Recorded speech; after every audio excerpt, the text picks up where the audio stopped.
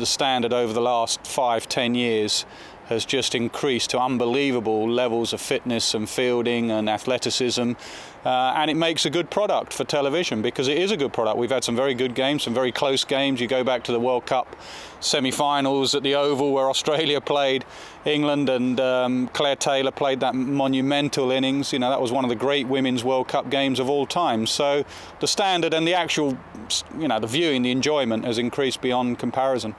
I think women's cricket has come on leaps and bounds in the past 5 years, probably, and I think the biggest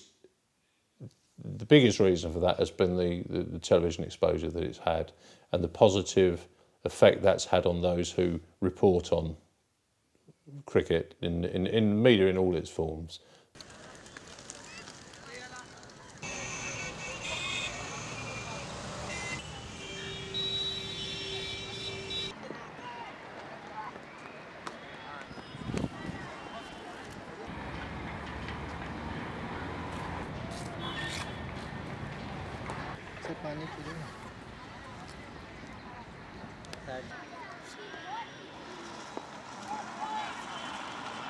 The World Cup is the key moment in the calendar for women's cricket. It's started in 1973, and that's 2 years ahead of the Men's World Cup. And we're coming up now to the 10th Women's World Cup, which is in India, and it's going to be a great event.